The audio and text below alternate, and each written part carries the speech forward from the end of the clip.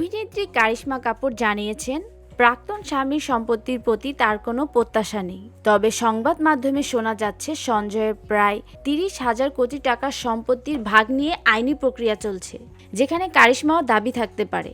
সম্পত্তির বণ্টনে আরও 2 জন উত্তরাধিকারী রয়েছেন বলে জানা গেছে।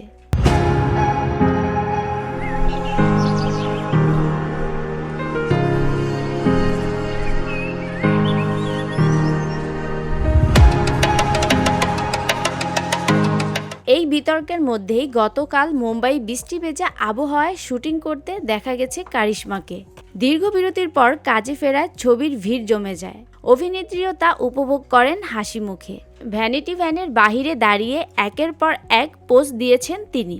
সামাজিক মাধ্যমে দ্রুত ভাইরাল হয় তার ছবি। নীল রঙের সিকোয়েন্স খচিত জাম্পস্যুটের কারিশমাকে দেখে অনুরাগীরাও মুগ্ধ হয়েছে।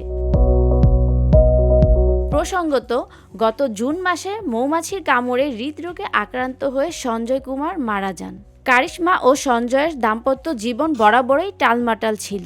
এমনকি শোনা যায়, মধুচন্ডিমায় স্ত্রী অপমানজনক পরিস্থিতিতেও ফেলেছেন সঞ্জয়। তাদের 2 সন্তান সামাইরা ও কিয়ান বর্তমানে কারিশমার সঙ্গেই থাকেন। তবে প্রাক্তন ননদের সঙ্গে এখনও তার সম্পর্ক রয়েছে। VOD Bangla news desk.